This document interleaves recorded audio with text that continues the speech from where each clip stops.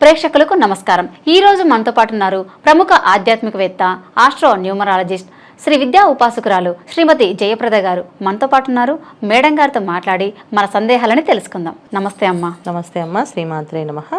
మీనరాశి వారు ఎటువంటి రాశి వారిని వివాహం ఆడాలి, ఎటువంటి రాశి వారిని వివాహం ఆడకూడదు అనేది మీ చక్కని మాటల్లో మాకు తెలియజేయగలరా? తప్పకుండా నాన్న. మీనరాశి అంటే మనకి రాశుల్లో అన్నిటికన్నా చిట్ట రాశి. మీనరాశి అనేది వ్యయ రాశి కూడా అంటాం. రాశాధిపతి గురువు. సో ఈ రాశి లక్షణాలు ఎలా ఉంటాయంటే, వీళ్ళు చాలా పాజిటివ్గా ఉండేవాళ్ళు ఉంటారు, కొన్ని విషయాల్లో నెగిటివ్గా ఉండేవాళ్ళు ఉంటారు. అంటే మంత్రతంత్ర సాధనలో వీళ్ళు నిష్ఠాగరిష్ఠులు అనమాట. సో ఏ విషయమైనా తెలుసుకోవాలనుకుంటే వీళ్ళతో వాదన పెట్టుకోవడం అంటే వాదించడంలో ముందు ఉంటారు. కొంతమంది అసలు వాదించే అవసరమే లేదు, వాదించక్కలేదు, మీరు అన్నది రైట్, పోనీ ఓకే మీకే నేను ఓటేస్తాను అని చెప్పి వెళ్ళిపోతారు. సో ఈ కాంబినేషన్ ఎందుకంటే దుస్వభావ రాశిది. అందువల్ల ఏంటంటే రెండు విధాలుగా ఉండే మనుషులు ఉంటారు. సో ఈ మనస్తత్వాలు ఉన్న వాళ్ళకి ఎప్పుడైనా సరే మీనరాశి కానీ మీనలగ్నం కానీ వీళ్ళకి వచ్చే జీవిత భాగస్వామి చాలా ఇంపార్టెంట్ అన్న. ఎందుకంటే వీళ్ళ లైఫ్ అనేది వాళ్ళతోటే స్టార్ట్ అవుతుంది. వీళ్ళు ఎంత సాధించినా సరే అది నిలబడడం అనేది వచ్చిన జీవిత భాగస్వామి నుంచి వస్తుంది. అదృష్టం అనమాట. చాలా మంచి ఉంటుంది. పెళ్ళి అయితే అదృష్టం, పెళ్ళైతే జీవితం మారుతుందని మనం చిన్నప్పటి నుంచి వింటూ ఉంటాం, మన పెద్దవాళ్ళు చెప్తూ ఉంటారు. ఎందుకు అంటే ఈ రీజన్స్ ఏంటంటే ఇలాంటి విషయాలు వీళ్ళకి ఖచ్చితంగా ఎవరో ఒక జీవిత భాగస్వామి అనేది రాకపోతే, అంటే భార్య ఒక అబ్బాయికి అయితే అమ్మాయి, అమ్మాయి అయితే అబ్బాయి. సో అమ్మాయిలకి వివాహం అయ్యాక లైఫ్ టర్నింగ్ ఉంటుంది, అలాగే అబ్బాయిలకి వివాహం అయ్యాకే లైఫ్ టర్నింగ్ ఉంటుంది. వీళ్ళు ఎంత సంపాదించినా ఎంత సాధించినా నిలబెట్టుకోవాలంటే మాత్రం వివాహం అవ్వాలి. వివాహం అయితే వాళ్ళతోటే ఇంకా అక్కడి నుంచి అన్నీ స్టాండర్డ్గా నిలబడతాయి. లేకపోతే వచ్చినట్టుగా ఎలా ఖర్చు అవుతాయో తెలియదు. అసలు ఇలా డబ్బులు అనేది నీళ్ళల్లో వెళ్ళిపోతాయి కిందకి, అంత ఫాస్ట్గా ఖర్చు అయిపోతాయి. సో మీనలగ్నం వాళ్ళైనా అంతే, మీన రాశి వాళ్ళైనా అంతే. అయితే ఏంటంటే ఇక్కడ జాతకం తెలిసిన వాళ్ళు, అంటే date of birth, time of birth తెలిసిన వాళ్ళు, జాతకం చూసుకునే వాళ్ళు మీన లగ్నాన్ని చూసుకుంటారు. ఒకవేళ మాకు date of birth, time of birth సరిగా లేదు అనుకునే వాళ్ళకి మీనరాశి, అంటే నామరాశితో పాటు వచ్చిన వాళ్ళు మీనరాశి. ఈ మీనరాశి ఎవరైతే అనుకుంటారో వీళ్ళు ఖచ్చితంగా పాటించవలసిన విషయాల్లో జాతకాలు, పొంతనలు ఇవన్నీ చూసుకోవడం కాకుండా ఈ లక్షణాలు కొంచెం చూసుకోవడం వల్ల ఏంటంటే కలిసి ఉంటారు. ఒకప్పుడు ఓన్లీ జాతక పొంతను చూస్తే వివాహం చేసేసుకునేవాళ్ళు. ఎందుకు? వాళ్ళ అమ్మాయి ఎలాంటి మనస్తత్వం కలిసిందో తెలియదు, ఎలాంటి ఫ్యామిలీయో తెలియదు, కానీ వీళ్ళకి మంచి ఫ్యామిలీ అని మధ్యవర్తులు ఎవరో చెప్తే విని వివాహం చేసుకుని, సో అలాగే అమ్మాయి వాళ్ళు ఎవరో ఏమిటో తెలియకపోయినా, సో మంచివాడు, అబ్బాయి మంచి ఉద్యోగస్తుడు, అమ్మాయిని బాగా చూసుకుంటాడు, మంచి ఫ్యామిలీ, మీ అమ్మాయి చాలా అందంగా సంతోషంగా ఆనందంగా ఉంటుంది అక్కడ అని చెప్పగానే వాళ్ళు నమ్మి చేసేవాళ్ళు. ఇలా చేసుకున్నాక అక్కడ మంచివాడైతే హ్యాపీగా ఉంటుంది, చెడ్డవాడైతే నా తలరాత అనుకుని ఉండేది. ఇప్పుడు అలా లేదు. బాగున్నా బాగోలేకపోయినా వెంటనే మాకొద్దు అని నిర్ణయం చేసుకొని బయటకు వచ్చేస్తున్నారు. అమ్మాయిలు అంతే, అబ్బాయిలు అంతే. ఇలా వచ్చేస్తున్నారు కనుక మనం ఈ రాశి లక్షణాలు కూడా చూసుకోవాలి. ఒకప్పటిది అవసరం లేదు, ఇప్పుడు చూసుకోవాల్సి వస్తుంది. ఒక్కొక్కటి పెరుగుతూ వస్తున్నాయి కదా నేను. అంటే మనం ఇంతకుముందు ఏసీ, కారు ఇవన్నీ ఏంటంటే లగ్జరీస్, ఇప్పుడు కామన్గా కంపల్సరీ కావాల్సింది నెసరీస్. అవి అంటే ఏంటి, మనకి అవసరాలు అయిపోయి. ఒకప్పుడు అవి లగ్జరీస్, అమ్మో ఏసీయా అంత లగ్జరీ మనకు లేదు అనుకునేవాళ్ళం. ఇవాళ ఏసీ అనేది మనకి అవసరం అయిపోయింది, అవసరాలు అయిపోయి. సో ప్రతిదీ ఒక్కొక్కటి అవసరాలుగా మారిపోయి కనుక ఈ లక్షణాలు కూడా ఇప్పుడు అవసరం అయిపోయి. అందుకని అమ్మాయి ఒక అబ్బాయి కలిసి ఉన్నారంటే ఇద్దరు మనసులు కలవాలంటే ఆ లక్షణాలు కొంత మ్యాచ్ అయితేనే వాళ్ళిద్దరు ఒక అండర్స్టాండింగ్లో ఉంటారు. ఇద్దరు తూర్పు పడమర అని అంటే ఎప్పటికీ కలవదు, డిఫరెంట్ యాటిట్యూడ్స్ ఉంటాయి. సో డిఫరెంట్ యాటిట్యూడ్స్ ఉండే లక్షణాలు ఉంటాయి కనుక మనం ఈ లక్షణాలు చెప్తున్నాం అందరికీ అవేర్నెస్ కోసం. సో మీనరాశి, మీనలగ్నం వాళ్ళు ఎవరిని చేసుకోకూడదు అనేది చెప్తాను. సో మీనరాశి, మీనలగ్నం ఉన్నవాళ్ళు, మీనరాశి అయితే మేషరాశిని చేసుకోవద్దు, తర్వాత కుంభరాశిని చేసుకోవద్దు. అలాగే మీనలగ్నం అయితే మేషలగ్నాన్ని చేసుకోవద్దు, కుంభలగ్నాన్ని చేసుకోవద్దు. ఈ లగ్నాన్ని చేసుకోవడం వల్ల వీళ్ళకి వచ్చే ఇబ్బందులు ఏంటి అంటే, వీళ్ళు కంప్లీట్గా స్పీడ్, మేషలగ్నం వాళ్ళు, మేషరాశి వాళ్ళు ఏ విషయమైనా వాళ్ళకి కొట్టే తిట్టే అన్నట్టు 3 మాటల్లో పని అయిపోవాలి వాళ్ళకి. ఆ పద్ధతిలో వీళ్ళు రారు. సో మీనరాశి వాళ్ళు ఏ విషయమైనా వాళ్ళు నచ్చిన విధంగా చెప్పుకుంటూ వెళ్తారు. లేదా కొంతమంది అసలు మాట్లాడరు, నువ్వే కరెక్ట్ అని వదిలేస్తారు. సో వదిలేసి ఇంకా వాళ్ళకి వాల్యూ ఉండదు అనమాట. అంటే వదిలేయడం అనే విషయం ఏంటంటే కంప్లీట్గా ఆ మనిషిని, ఆ సంబంధాన్ని వదిలేయడమే. అంతే, కలుపుకొని ఉంచుకోవడం కాదు. బయటికి చెప్పరు, కానీ మేషలగ్నం మేషరాశి వాళ్ళు అలా కాదు కదా, వీళ్ళు మాట్లాడితే వాదిస్తూ ఉంటారు, అది నచ్చకపోతే ఇబ్బంది పడతారు.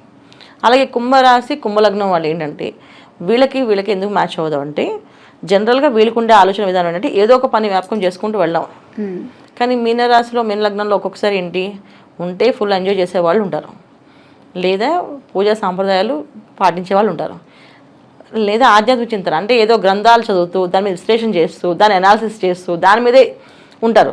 సంపాదన, డబ్బు సంపాదించాలి, కూడబెట్టాలి, ఇల్లు కట్టాలి, పిల్లలకి ఇవ్వాలి అని అనుకోకంటే ముందు ఇవన్నీ చేస్తారు వాళ్ళు. దీని తర్వాత అవి దేవుడే ఇస్తాడని చెప్పేసి ఆ లక్షణాలు కుంభరాశి వాళ్ళకి అర్థమవుతాయి. ఎందుకంటే కుంభరాశి వాళ్ళు చాలా ప్రాక్టికల్గా ఉంటారు, ఏదైనా కష్టపడకుండా ఎలా వస్తుంది అనే ఆలోచన, అందుకే చేసుకోవద్దు. ఎవరు మ్యాచ్ అవుతారు?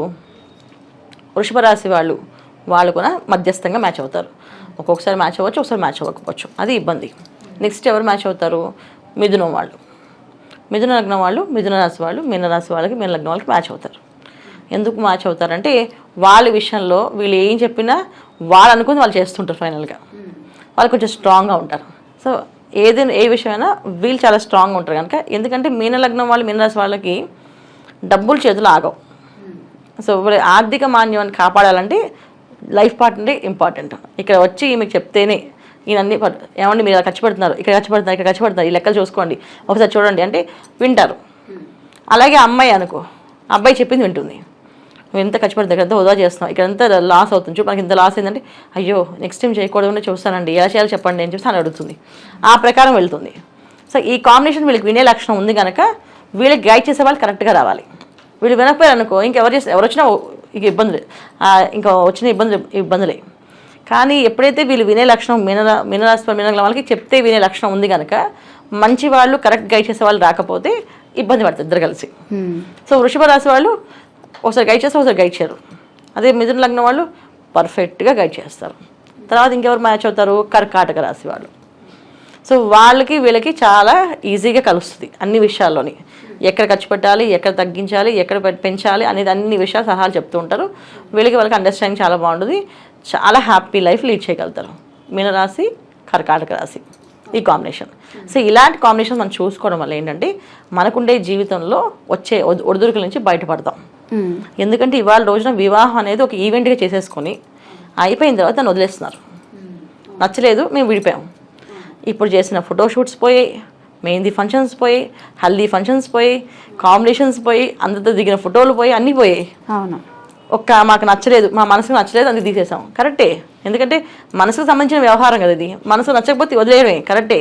ఆ వదిలే విషయంలో ముందే మీరు చూసుకోవడం వల్ల మీరు అలా వదిలే అవకాశం రాదు. అలా రాకుండా హ్యాపీ లైఫ్ లీడ్ చేయడం కోసమని ఈ విషయాలు మన అవేర్నెస్ కోసం చేస్తున్నాం ఈ వీడియోస్. అది చెప్తున్నాం అందరికీ. అమ్మ, ఒకవేళ మ్యారేజ్ అయిన వాళ్ళు ఉంటారు కదా, అంటే ఇట్లా రాసులు కలవకపోయినా కానీ వేరే రాశికి ఇట్లా పెళ్లి చేసేస్తారు. సో వాళ్ళ పరిస్థితి ఏంటి మరి? వాళ్ళకి ఏమైనా పరిష్కారం ఉంటుందా? తప్పకుండా. అంటే మీనరాశి వాళ్ళకి పరిష్కారం అనేది ఏంటంటే వాళ్ళు ఎప్పుడు కూడా మౌల్డ్ అయిపోతారు అన్న ఏ విషయమైనా. ఒకవేళ మీనరాశి మీన లగ్నం అబ్బాయికి ఒక గయ్యాలి అమ్మాయి వచ్చింది అనుకో, సరెండర్ అయిపోతారు.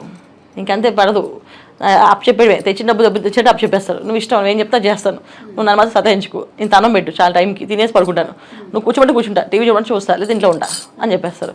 లేదా మొత్తం కంప్లీట్గా మాట్లాడడం మనసు చెప్పే కదా, వాళ్ళు ఉంటే చక్కగా ఇలా అన్నిటి సరెండర్ అవుతారు. లేదా నా శాలరీ ఇంత, నువ్వు ఏమైనా చేసుకో, నువ్వు నాతో మాట్లాడకు, నాకు నీ వాయిస్ వినబడద్దు, నీ గొంతు వినబడద్దు అని చెప్పి గట్టిగా వార్నింగ్ ఇచ్చి వదిలేస్తారు.